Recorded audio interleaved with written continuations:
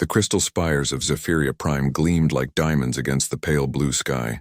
The towers stretched impossibly high, their surfaces smooth and perfect, catching the light of 3 distant suns.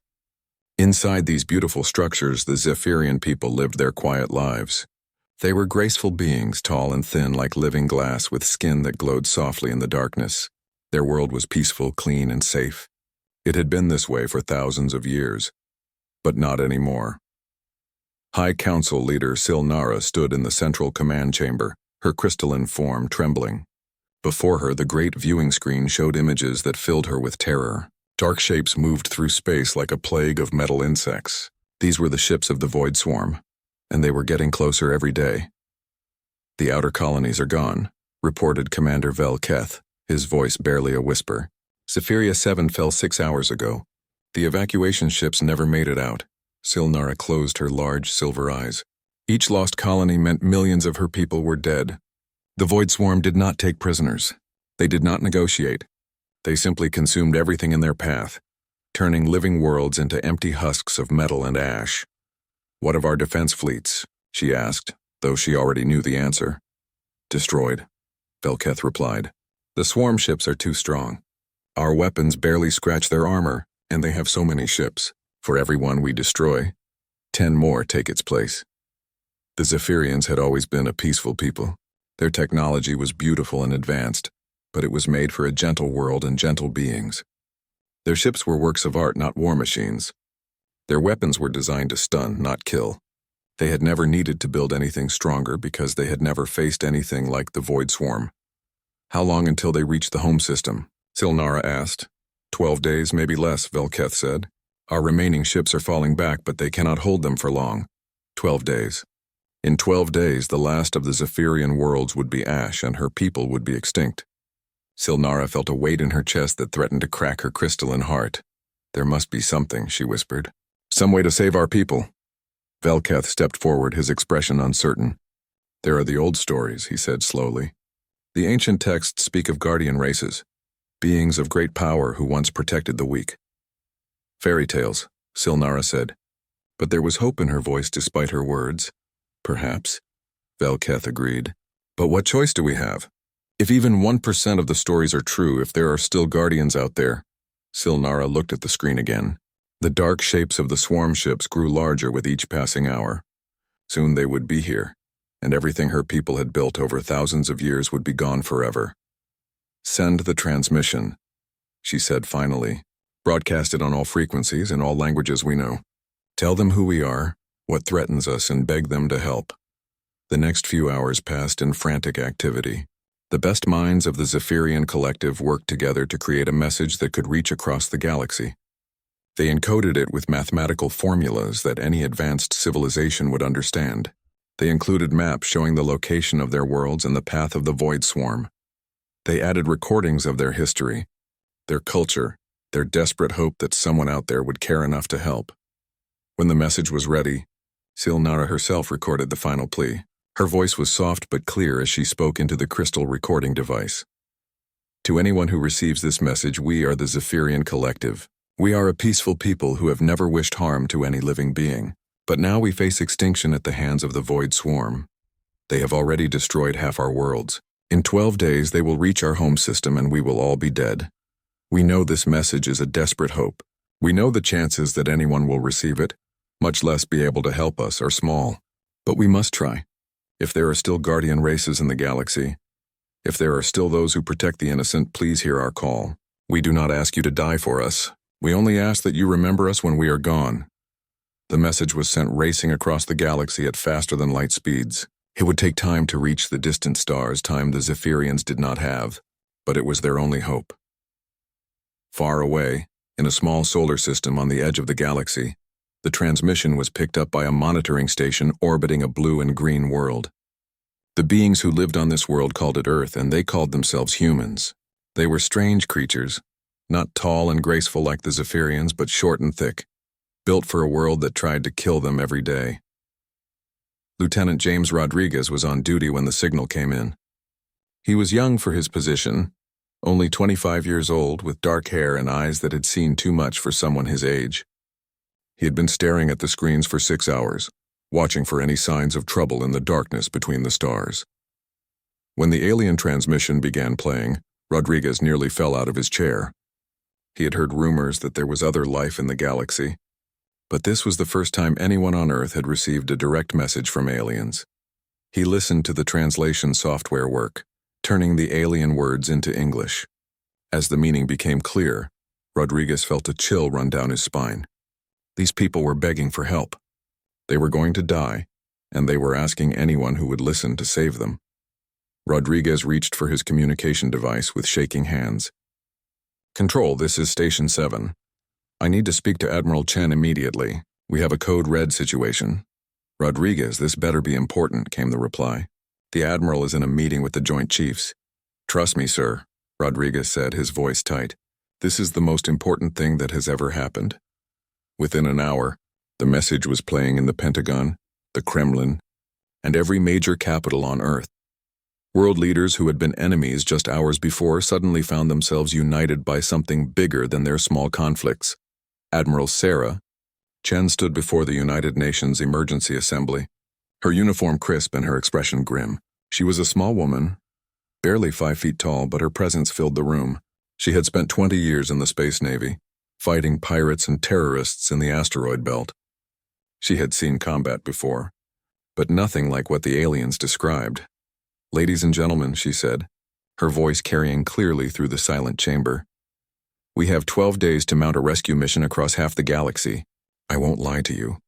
This is impossible. Our ships are not designed for such distances. We have no idea what we will face when we get there, and the chances that we can actually help these people are very small. But," she continued, and now her voice was harder than steel, "we are going anyway, because that is what humans do. When someone calls for help, we answer. Even if it kills us, the vote was unanimous. Every nation on Earth agreed to send ships. It would take everything they had, every vessel that could make the journey, every weapon they could carry. It might not be enough, but they would try." In the depths of space, the Zephyrian transmission continued its journey to the stars, carrying its message of desperation and hope. Behind it, following its path, came something the galaxy had never seen before. Ships built not for beauty or elegance, but for war. Ships crewed by beings who came from a world that had tried to kill them every day of their evolution, making them stronger than anything the galaxy had ever known. The Deathworlders were coming. The Great Assembly Hall of the Galactic Peacekeeping Council had never hosted such a gathering of fear. Representatives from across the galaxy sat in their floating chairs, their various forms of alien biology all showing the same emotion: terror. The hall itself was a marvel of engineering, a massive sphere floating in space where gravity was carefully controlled to accommodate dozens of different species. Ambassador Thresh Khan of the Ethereal Mystics floated near the center of the assembly. His people were beings of pure energy, barely visible except for the soft blue glow that marked their presence. They were ancient, wise, and had seen the rise and fall of countless civilizations. But even they trembled at what the Zephyrian message contained. "The Void Swarm," Thresh Khan whispered, his voice like wind through crystal chimes. "We had hoped they were only stories told to frighten children." Beside him, the representative of the crystalline hierarchs shifted nervously. Lady Zex Prima was 7 feet tall and made of living diamond, her body reflecting light in rainbow patterns. Her people were masters of mathematics and logic, builders of the most advanced computers in the galaxy. They had already run the numbers, and the results were not encouraging. "Our analysis is complete," Zex Prima announced to the assembly. "If we combine every fleet of every member species, we have approximately 18,000 combat vessels. The Void Swarm, based on what the Zephyrians have reported, fields at least 100,000 ships, each one superior to our best warships." A sound like breaking glass echoed through the chamber as the singing stones expressed their dismay. The feathered lords ruffled their delicate plumage in distress. Even the Machine Collective, beings who had uploaded their consciousness into computers, showed signs of what could only be called fear. "What you are saying," came the voice of Elder Voss from the gentle garden worlds, "is that we cannot help them." "What I am saying," Zex Prima replied, "is that to try would be suicide. The Void Swarm would simply add our ships to their numbers and continue their expansion across the galaxy. Supreme Coordinator Meltoth of the Peacekeeping Council stood at the center of the assembly. His people, the Harmony Seekers, had created the council thousands of years ago to prevent exactly this kind of crisis. They were tall, graceful beings with skin like silver silk and voices that could calm any conflict. But there was no calming this. Perhaps, Meltoth said carefully, we should focus on evacuation. If we cannot save the Zephyrian worlds, we can at least save their people. How many ships would we need? Asked Ambassador Krenal of the floating cities. His people lived on gas giant worlds, their cities drifting through the clouds like soap bubbles. Sex Prima's diamond form pulsed as she calculated. The Zephyrian collective has a population of approximately 12 billion. Even using every transport ship in the galaxy, we could evacuate perhaps 1% of them before the swarm arrives. Silence fell over the assembly like a heavy blanket. 1%. That meant 11,800,000,000 people would die while they watched helplessly. There must be something, pleaded Ambassador Sylvan of the Nurture Worlds. Her people were small furry creatures who had evolved from herbivores. The thought of so much death made her physically sick. Some weapon we have forgotten, some ally we have not considered. Threshcan's energy form flickered. There are the old stories, he said slowly. The myths speak of guardian races, beings of terrible power who once protected the galaxy from threats like this. Stories, scoffed Baron Hexmock of the Technical Union. His people were insectoid, creatures who trusted only in science and logic. Fairy tales told by primitive civilizations. Perhaps, Threshcan agreed. But consider this, where did such stories come from? Why do so many different species who have never had contact with each other tell similar tales of guardian races? Lady X Prima's crystalline form brightened as she accessed ancient databases. There are references in our oldest archives, she admitted. Mentions of species that came from Deathworlds, planets so hostile that they forged beings of incredible resilience and aggression. Even if such beings existed, Meltoth said gently, they would be as dead as the civilizations that recorded their existence. The galaxy has been at peace for 10,000 years. There has been no need for warriors. As the debate continued, deep space monitoring stations around the galaxy began picking up strange readings. Energy signatures unlike anything in their databases were moving through hyperspace, heading toward the Zephyrian system. The signatures were chaotic, primitive by galactic standards, but incredibly powerful. Officer Nalchen of the Border Watch was the first to notice the anomalies. His people, the long-sight observers, had the best eyes in the galaxy, able to see across vast distances of space. He studied the readings with growing confusion. This makes no sense, he muttered to his partner, Sub-Officer Kirwan. These ships, if that is what they are, should not be able to function. Their energy patterns are all wrong. Kirwan looked over his shoulder at the displays. Wrong how? Everything about them is inefficient, Nalchen explained. Their engines burn fuel instead of using antimatter. Their weapons appear to be chemical explosives instead of energy beams. Their hulls are made of simple metal alloys instead of crystalline matrices. By all logic, these should be museum pieces, not functional spacecraft. How many ships? Kirwan asked. Nalchen counted the signatures again, not believing his instruments. Approximately 3,000 vessels, ranging from small fighters to massive battle cruisers. But that is not the strangest part. What could be stranger than primitive ships moving at faster than light speeds? They are heading directly for the Zephyrian system, Nalchen said. Whatever these things are, they received the distress call and they are responding to it. The news reached the Galactic Council within hours. The assembly erupted into chaos as representatives tried to understand what they were hearing. 3,000 ships built with technology that should not work, crewed by beings unknown to galactic civilization, racing to help the doomed Zephyrians. It must be some kind of mistake, Baron Hexmock insisted. The readings are false, or the ships are automated drones from some forgotten civilization. But Ambassador Threshcan was no longer listening to the debate. His energy being pulsed with something that might have been excitement, or might have been terror. The old stories speak of them, he whispered. Beings from worlds of fire and poison, who thrived where others died. They called them Deathworlders. The word sent a chill through the assembly.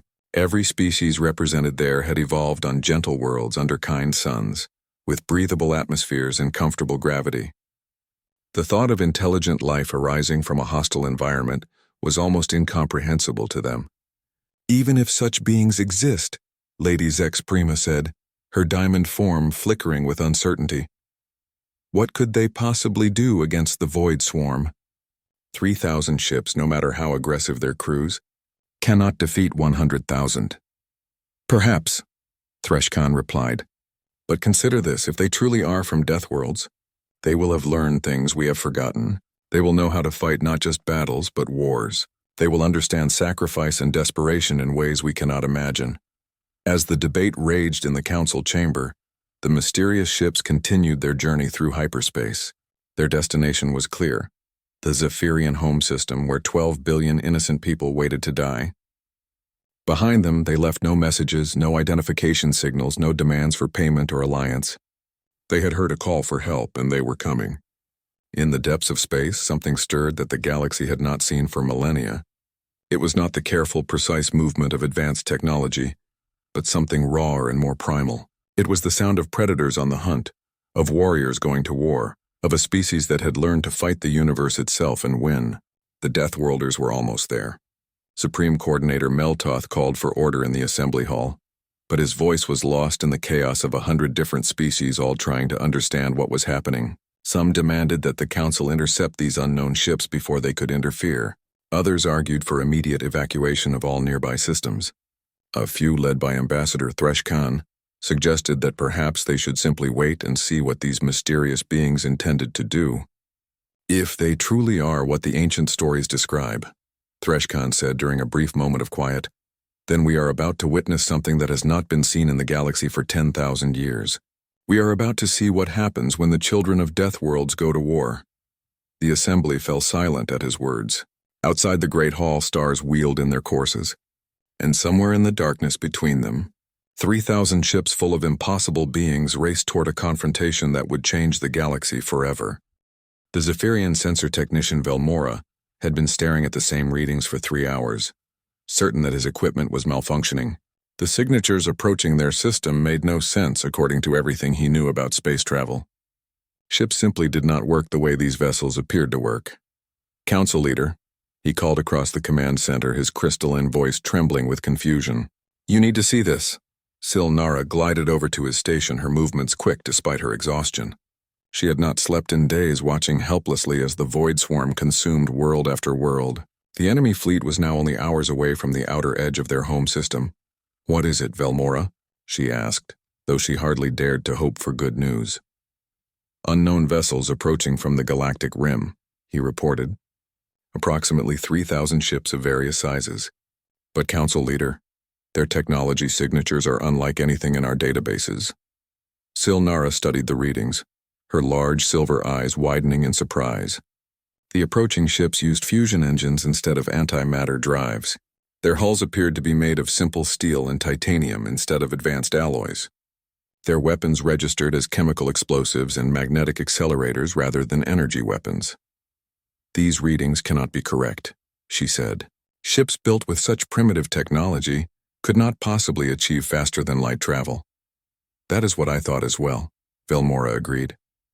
But the ships are definitely there, definitely approaching, and definitely real. They should arrive in approximately 6 hours.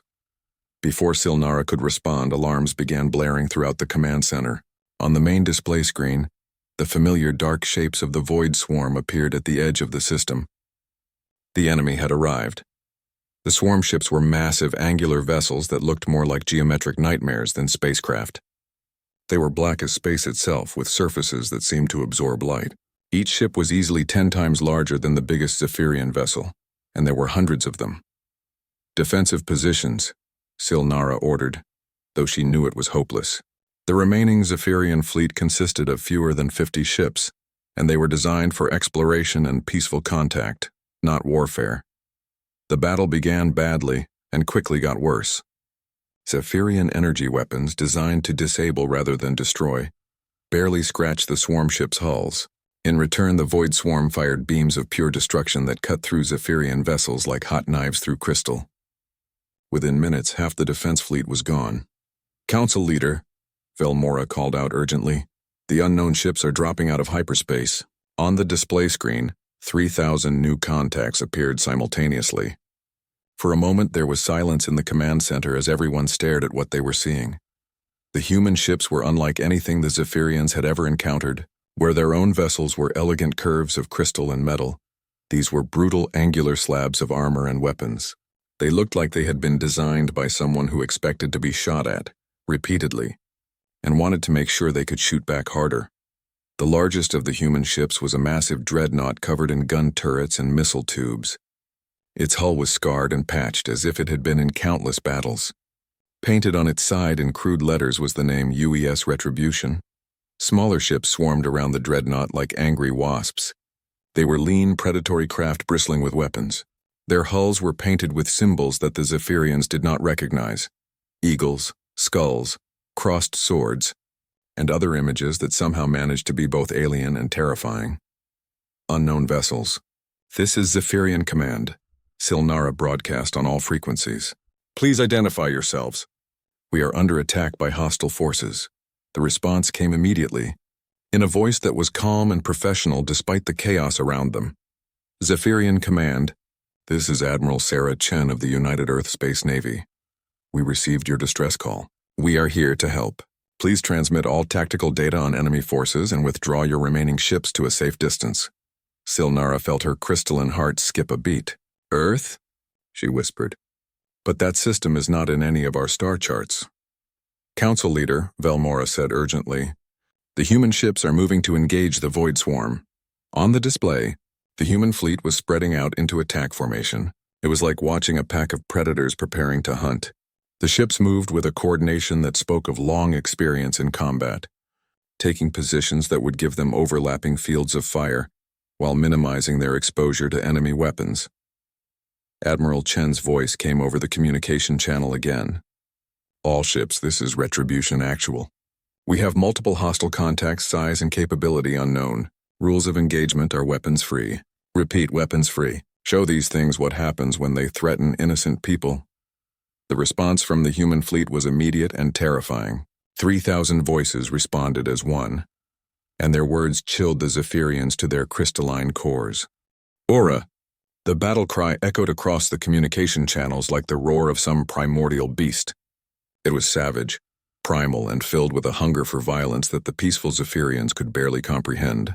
Then the humans opened fire. The first volley from the human fleet was unlike anything the galaxy had ever seen. Instead of clean energy beams, the humans used kinetic weapons that fired solid projectiles at incredible speeds. Nuclear missiles streaked through space, detonating in brilliant flashes that would have blinded anyone not protected by automated filters. The Void Swarm ships, which had shrugged off Zephyrian energy weapons without difficulty, suddenly found their hulls being torn apart by chunks of depleted uranium, moving at significant fractions of light speed. Nuclear explosions bloomed against their shields like deadly flowers. But the swarm was not defenseless. They returned fire with their own terrible weapons, beams of energy that could cut a planet in half. Several human ships disappeared in bright flashes as the enemy fire found its mark. The humans' response was to attack even more aggressively. "This is Captain Martinez of the Destroyer Vengeance," came a voice over the communication channels. "I'm taking heavy fire and my engines are down. Requesting permission to ram the nearest swarm ship." "Permission granted, Vengeance," Admiral Chen replied without hesitation. "Give them our regards." Silnara watched in horror and amazement as the human destroyer, burning and trailing debris, accelerated directly toward a swarm battleship 3 times its size. The collision was spectacular, both ships disappearing in a nuclear fireball that lit up half the system. "Council Leader," Velmora whispered, "what kind of beings sacrifice themselves so willingly?" Before Silnara could answer, another human voice came over the channels. "All Marines, this is Colonel Jackson. We have boarding pods prepped and ready. Target the big one in the center. We're going to pay these things a house call." On the display, dozens of small craft detached from the human ships and streaked toward the largest swarm vessel. They were boarding pods designed to punch through enemy hulls and disgorge armed troops directly into enemy ships. The concept was so insane that it took Silnara a moment to understand what she was seeing. These beings were actually planning to board Void Swarm ships and fight the enemy hand-to-hand. "That is suicide," she breathed. "No living being can survive in the interior of a swarm ship. The atmosphere is toxic, the radiation levels are lethal, and the gravity is crushing." But the humans did not seem to care about such details. Their boarding pods slammed into the swarm ship's hull like bullets, punching through armor that could withstand planet-killer weapons. Explosions began blooming inside the enemy vessel as the human Marines fought their way through corridors designed for beings 3 times their size. Admiral Chen's voice cut through the chaos of battle. "Zephyrian Command, we need you to evacuate all civilians from this system immediately. We can hold the swarm here, but this is going to get messy." "Admiral," Silnara replied, her voice shaking, "we cannot ask you to sacrifice yourselves for us. We barely know each other." There was a pause, and when Chen spoke again, her voice was puzzled. "Sacrifice? Ma'am, with respect, we didn't come here to die. We came here to win, and we're just getting started." As if to prove her point, more human ships were dropping out of hyperspace. These were not warships but massive cargo vessels, their hulls painted with red crosses and other symbols that somehow conveyed medical care and humanitarian aid. "Zephyrian Command, this is Captain Williams of the hospital ship Mercy. We are prepared to receive wounded and provide medical assistance.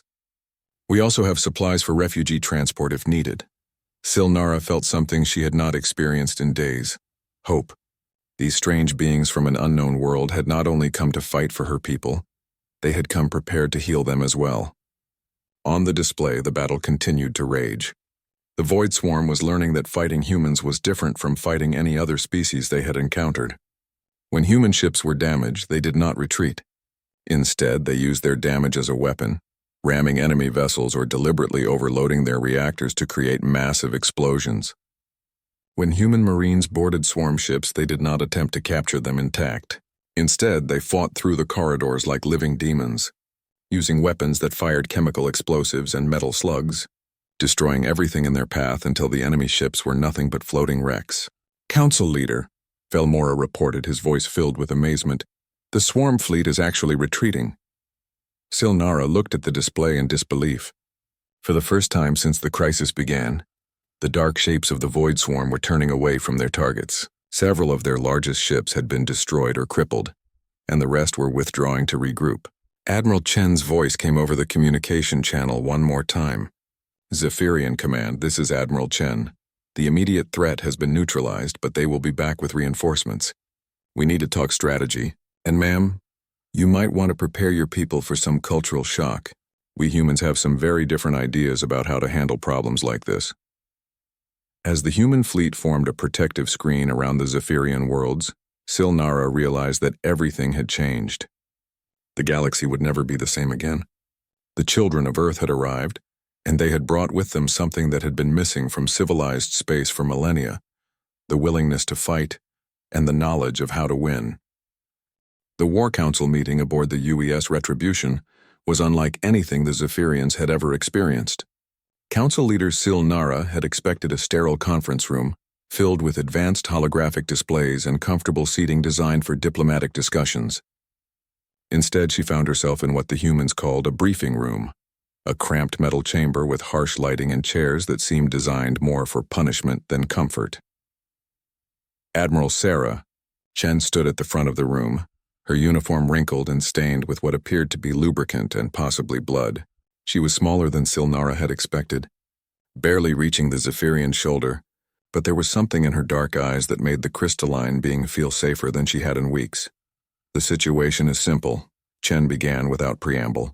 "The Void Swarm has pulled back to regroup, but they will be back within 48 hours with at least twice as many ships. Our intelligence suggests they are calling in reinforcements from across this galaxy arm." Around the table sat human officers whose names and titles confused Silnara. Colonel Jackson of the Marines was a large man with scars covering his arms and a smile that showed too many teeth. Commander Singh of the Engineering Corps looked like she had been recently electrocuted, but seemed pleased about it. Captain Torres of the Demolitions team kept fidgeting with what appeared to be an explosive device while taking notes. "Admiral," Silnara said carefully, "perhaps we should consider evacuation. My people can organize transport ships." "Ma'am," Chen interrupted gently, "with respect, evacuation is not an option. The swarm moves faster than any refugee convoy. They would hunt down your ships one by one. The only way to save your people is to stop the swarm here." "But how?" Silnara asked. "Our intelligence estimates they will return with over 200,000 ships. You have fought bravely, but 3,000 vessels cannot." "Actually," Commander Singh interrupted, pulling up a holographic display. We have a plan for that. It is a bit unconventional. The display showed the local star system with tactical markers indicating the positions of planets, asteroids, and space stations. Silnara studied it with growing confusion. I do not understand, she said. This appears to be a standard defensive formation. Colonel Jackson laughed, a sound like grinding metal. Ma'am, there is nothing standard about what we are planning. Singh, show her the real plan. The display changed and Silnara felt her crystalline form go cold with horror. The humans were not planning a defensive battle.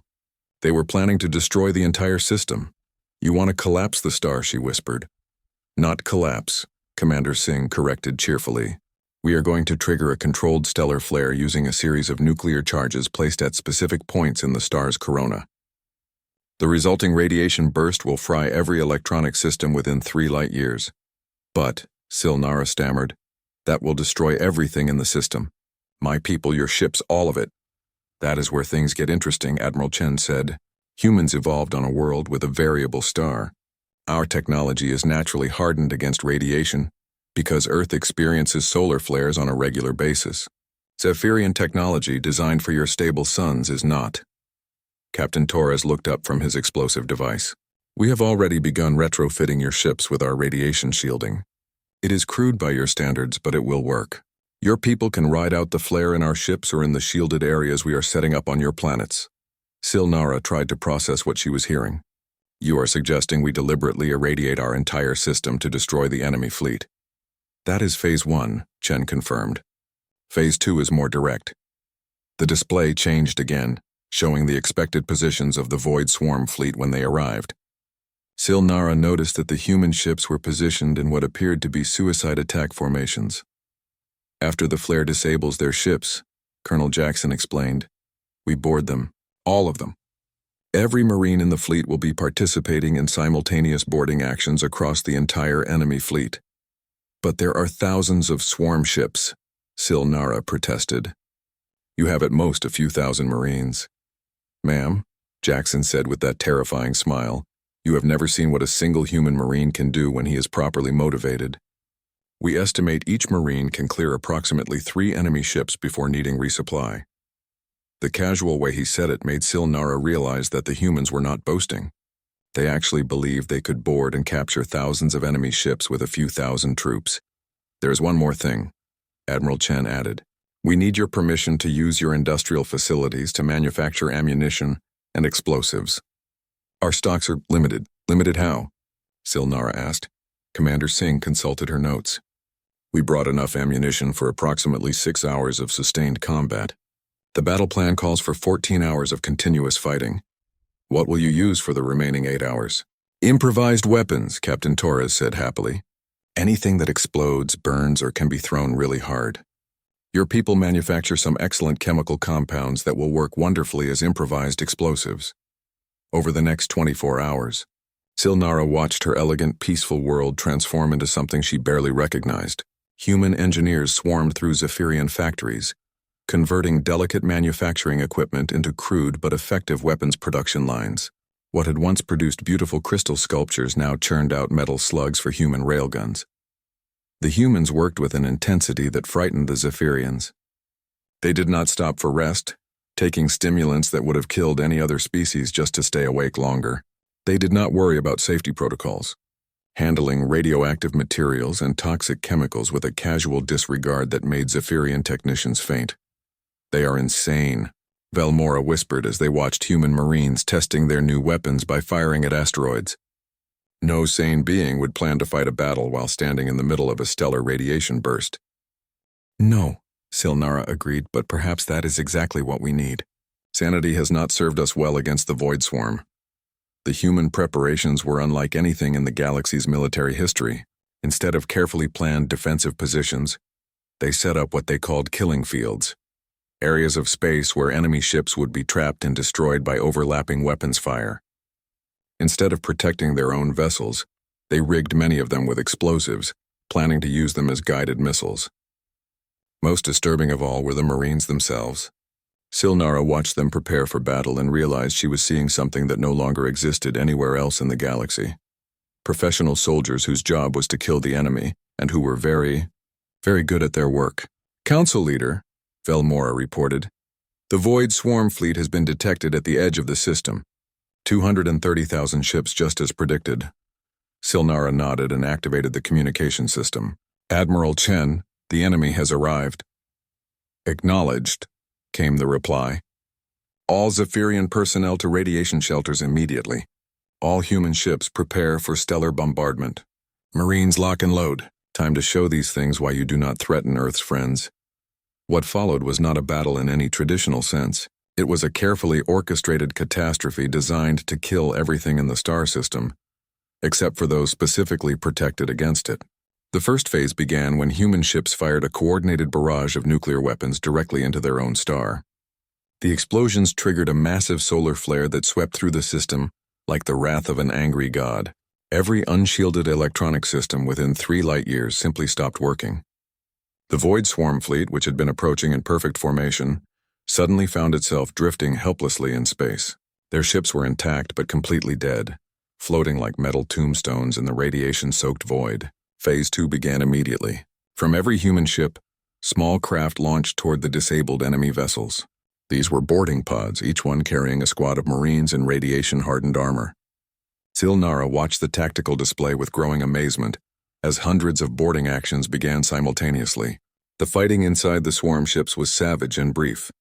The Void Swarm had never faced enemies who could function in the toxic, irradiated environment of their own vessels. The humans not only survived in such conditions, they seemed to thrive in them.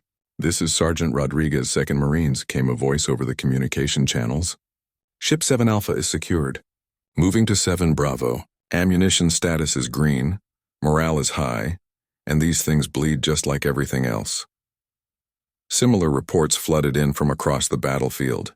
The humans were not just boarding the enemy ships, they were capturing them intact, adding their firepower to the human fleet.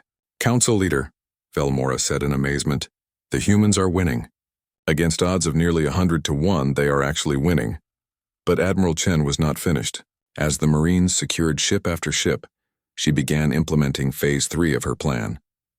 "All ships, this is Retribution Actual," she broadcast. "Prepare to pursue fleeing enemy vessels. Do not let any escape to report our capabilities. This ends here, today." The Void Swarm ships that had escaped the initial radiation burst found themselves facing a nightmare scenario. The human fleet, now reinforced with captured swarm vessels crewed by human Marines, began a systematic hunt that left no enemy ship undamaged. The pursuit lasted 6 hours. When it was over, the Void Swarm fleet that had terrorized half the galaxy for decades was nothing but scrap metal and drifting debris. Admiral Chen's voice came over the communication system one final time. "Zephyrian Command, this is Admiral Chen, system secure. Threat neutralized. You can tell your people to come out of the shelters now. And ma'am, you might want to start thinking about what you want to do with all these captured ships. We have more than we know what to do with." Silnara looked out at the space around her world, now filled with the wreckage of what had once been an unstoppable enemy. The humans had done the impossible. They had not just defeated the Void Swarm, they had annihilated it so completely that it would never threaten anyone again. "What kind of beings are you?" she whispered. Admiral Chen's answer came back immediately, and there was something in her voice that might have been amusement. "Ma'am, we are what happens when evolution gives a species teeth and then forgets to tell them when to stop biting. We are the children of a world that tried to kill us every day, so we learned to kill it back. We are humans, and we just became very good friends with people who needed our help. The Deathworlders had kept their promise. The galaxy would never be the same again." 3 months after the Battle of Zephyria Prime, the Galactic Peacekeeping Council found itself in a position it had never experienced in its 10,000-year history. Completely irrelevant. The emergency session had been called after reports reached the core worlds about what the humans had accomplished. But even now, with testimony from dozens of witnesses, many council members refused to believe what they were hearing. Ambassador Thresh Khan of the Ethereal Mystics floated at the center of the Great Assembly Hall, his energy form pulsing with colors that indicated deep confusion and growing concern. Before him, the holographic display showed the aftermath of the battle. Over 200,000 Void Swarm ships either destroyed or captured, their technology now being reverse-engineered by human scientists. "Let me ensure I understand this correctly," said Lady Zex Prima of the Crystalline Hierarchs, her diamond form reflecting the light in sharp, agitated patterns. "A species unknown to galactic civilization received a distress call, traveled halfway across the galaxy in ships that should not function, and defeated an enemy that had been considered invincible." "Is this accurate?" Council Leader Silnara, who had been invited to testify, nodded her crystalline head. "That is correct, honored counselor. The humans arrived with approximately 3,000 ships and destroyed the entire Void Swarm fleet." "How?" demanded Baron Hexmock of the Technical Union, his insectoid form clicking with agitation. "Our best projections showed that such a victory was mathematically impossible. The humans did not fight according to our understanding of warfare," Silnara explained. "They deliberately irradiated their own fleet to disable enemy ships. They boarded vessels in environments that should have killed them instantly. They used their own ships as weapons, sacrificing them to destroy larger enemy vessels." Supreme Coordinator Meltoth raised one of his graceful hands for silence. "You speak of tactics that no civilized species would consider. These humans must be barbarians of the worst sort." "With respect, honored Coordinator," Silnara replied, "the humans saved my people. They asked for nothing in return. They have spent the last 3 months helping us rebuild our damaged worlds and sharing their technology freely. If they are barbarians, they are the most generous barbarians in the galaxy." The debate that followed lasted for days. Some council members argued that the humans were a dangerous threat that needed to be contained. Others suggested that they should be recruited as allies. A few, led by Ambassador Thresh Khan, proposed that the galaxy needed to learn from them. While the council debated, humanity was rapidly becoming the most sought-after ally in known space. The communication networks were flooded with messages from civilizations across the galaxy, all asking the same question: would Earth help them? The requests were as varied as the species that sent them. The Singing Stones needed help with asteroid miners who had turned to piracy. The Feathered Lords faced a rebellion on their outer colonies. The Gentle Garden Worlds were being threatened by a neighboring species that had decided their pacifist neighbors would make excellent slaves. Admiral Sarah, Chen found herself promoted to the newly created position of Galactic Liaison and transferred to a space station that had been hastily constructed in the Sol system to handle the flood of diplomatic requests. Her office was a cramped room filled with translation equipment and star charts, and she was rapidly discovering that saving the galaxy was easier than managing it afterward. "Admiral," her aide, Lieutenant Rodriguez announced from the doorway, "The delegation from the Harmony Seekers is here for their appointment." Chen looked up from the report she had been reading. 3 more civilizations had reported Void Swarm remnants in their space, despite the fact that intelligence suggested the main fleet had been completely destroyed. Either their intelligence was wrong or the swarm was larger than anyone had realized. "Send them in," Chen said, wondering not for the first time how she had gone from commanding a battle fleet to running what amounted to an interstellar help desk. The Harmony Seekers entered in their typical graceful fashion, their silver forms moving like living silk. Chen had met their species before and found them pleasant enough, though their tendency to seek diplomatic solutions to problems that required more direct action could be frustrating. "Admiral Chen," the lead delegate said, his voice like wind chimes in a gentle breeze, "we come seeking Earth's assistance with a delicate matter." "What kind of delicate matter?" Chen asked, though she suspected she already knew. "The aggressive expansionists of the Theta Sector have begun claiming systems that rightfully belong to the Council. They refuse to negotiate and have threatened violence against any who oppose them. We hoped that perhaps Earth could persuade them to be more reasonable." Chen studied the star charts they provided. The aggressive expansionists controlled 17 star systems and had recently claimed 6 more, forcing out the previous inhabitants. It was exactly the kind of problem that the old Galactic Council would have debated for years without reaching a solution. "What response did you receive when you contacted them diplomatically?" Chen asked.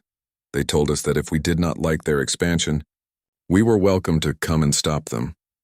I believe the exact words included several terms that our translators classified as anatomically impossible suggestions." Chen sighed. In the 3 months since the Battle of Zephyria Prime, Earth had received 47 similar requests. Each one involved some species that had decided the galaxy's new peaceful order meant they could take whatever they wanted without consequences. "Lieutenant Rodriguez," Chen called, "please send a message to the aggressive expansionists. Standard format. They have 72 hours to withdraw from the disputed systems and return all displaced populations to their homeworlds. And if they refuse?" the Harmony Seeker delegate asked. "Then we will explain to them why that would be a mistake," Chen replied. "Standard format means they also get our complete military record, including full tactical recordings of the Zephyria battle." The Harmony Seeker's silver form rippled with what might have been relief. "Thank you, Admiral. We are grateful that Earth is willing to help maintain galactic peace." After the delegation left, Chen turned back to her reports. The truth was that Earth was rapidly becoming the galaxy's unofficial police force, and she was not entirely comfortable with that role. Humans had originally come to the stars seeking knowledge and new friendships, not to become the cosmic equivalent of school bullies keeping order on the playground. But the alternative was worse.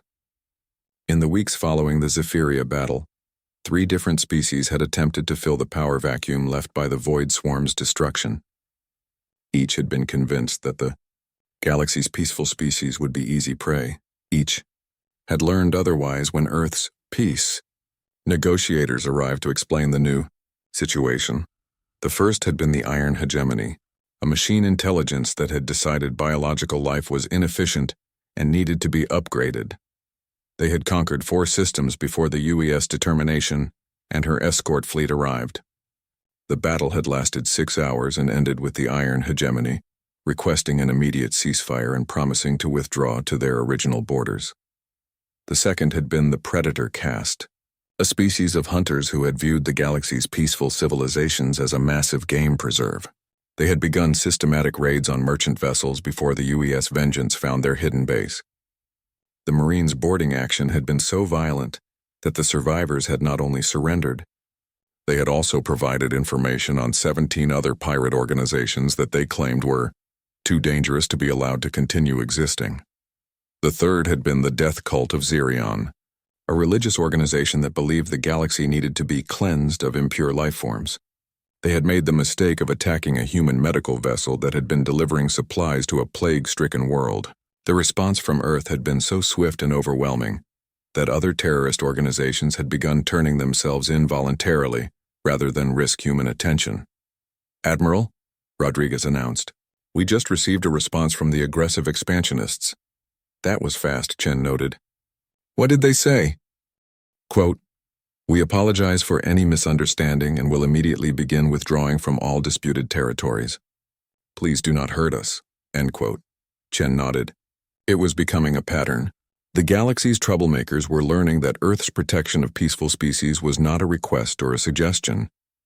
It was a simple fact, backed by the most effective military force anyone had ever seen. But the real change was happening on a deeper level. Species that had been at each other's throats for centuries were suddenly finding ways to resolve their differences peacefully. The knowledge that humans were watching seemed to have a remarkably calming effect on potential conflicts.